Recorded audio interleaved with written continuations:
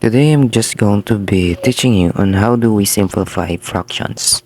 So there are many rules in exponents. So the first one is multiplication. When we multiply two exponents, two variables, we're just going to add them. So if we divide an exponent, we're just going to subtract it. So it's x raised to the 7 minus 3. And if we do have this, we can just multiply it. And here, anything raised to the 0th power is going to be 1. And here, we can just move it down. And here, we can just move it up. So it's going to be positive. We already know how to do this. This is just going to be negative 9 because the negative sign is not into the negative 3 itself, into 3 itself. While this one is into negative 3, so negative times negative is positive 9. Now let's furthermore go into some of it. So let's solve more practice problems. So x raised to the 4 times x raised to the negative 9. We can just simplify it as this. So x raised to the 4 times 1 divided by x times x raised to the 9. So we can just do our division, or we can just subtract the exponent. So we got this. And now we can simplify this furthermore by moving it into the denominator. So we get 1 over x raised to the 5th. Now we already know how to do this one. We're just going to distribute the negative 5 into 3. So here, so we're just going to multiply this 2. So we got 3 times negative 5, that's going to be negative 15. Now, rules of exponent, we can just move it to the denominator, removing the negative sign. So it's 1 over x raised to the 15. Now this one, so we have x raised to the 7th power divided by x raised to the 12th. We can just subtract the exponent. So we get 7 minus 12. That's going to be x raised to the negative 5. So this, we can still go it into the denominator. So that's 1 over x raised to the 5th. Now let's try this one. This is also easy.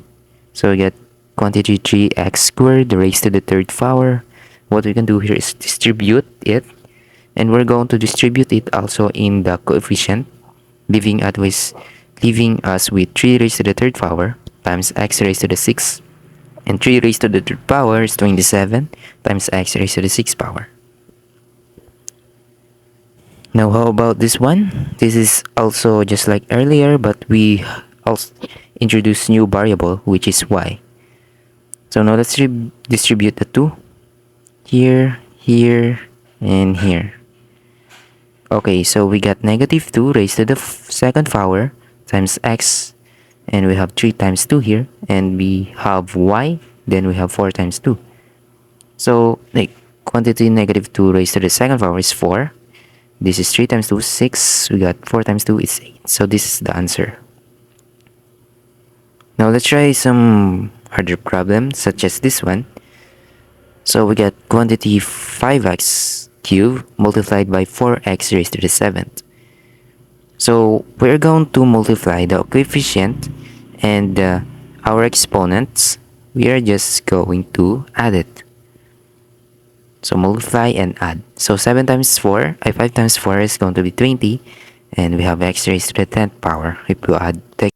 Now let's try this one too.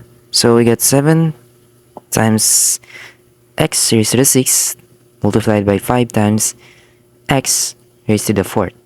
Okay.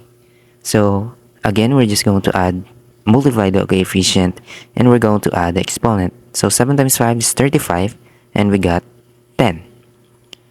Oops, this I was gonna write it in a scientific notation, but the answer is this one. So we get 35 x raised to the 10. So this one is a little bit complicated, but we can do it too. So we get this for y cubed. So we're going to multiply the coefficients with same variable, same value variable, yeah. We're going to add exponents. So we got 7 times 4, which is 28. we're going to add x cubed plus negative 4. That's going to be, let's leave with this first. So we got 2 plus 3. So we got 28 x raised to the negative 1. We also have 3 plus 2, which is 5. And we can move x into the denominator, leaving out with positive x. So that's going to be the answer for this. This is the simplified exponent or fraction. So now let's try this. Quantity negative 2x cubed times y is equal to 0. That's going to be 1. So anything raised to the 0th power is going to be 1. Also, we have this negative 4 raised to the 0. This is just going to be 1. Okay, so we got 24 x raised to the 7th y cubed divide x raised to the 4th y raised to the negative 12. So 24 is divisible by 8. Therefore, we can just divide all of this. So this is going to be negative, and this is going to be negative also. So we got 24 divided by 8, and x raised to the 7th divided by 4, x raised to the 4th, and y cubed divided by y raised to the negative 12. So we have this. We're just going to subtract the exponents. So negative times negative, that is going to be positive. So that's the answer. Now let's try this problem. This is one of the hardest. So we got 35x cubed and y raised to the 5th divided by 63x raised to the negative 4 times y raised to the 7th, and we squared it. So what we can do here is simplify it. So we got 7 times 5 into 35. And now we can move x raised to the negative 4 into the numerator in order for it to become positive.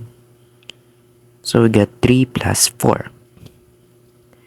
And that y variable, we can just move it into the denominator, having as y raised to the negative 5th. But 63 can be written as 9 times 7. So that's going to be negative 5 plus 7. And that's going to be squared. Now what we can do here is cancel 7.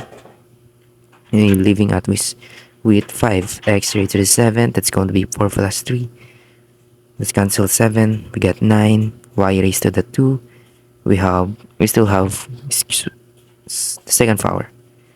Now what we can do here is distribute the 2 into the numerator and denominator. So let's distribute 2 into 5. That's 25. 7 times 2 is 14. Let's divide this by 81 and we have 4. Looks like we can simplify this furthermore, so therefore this is the final answer.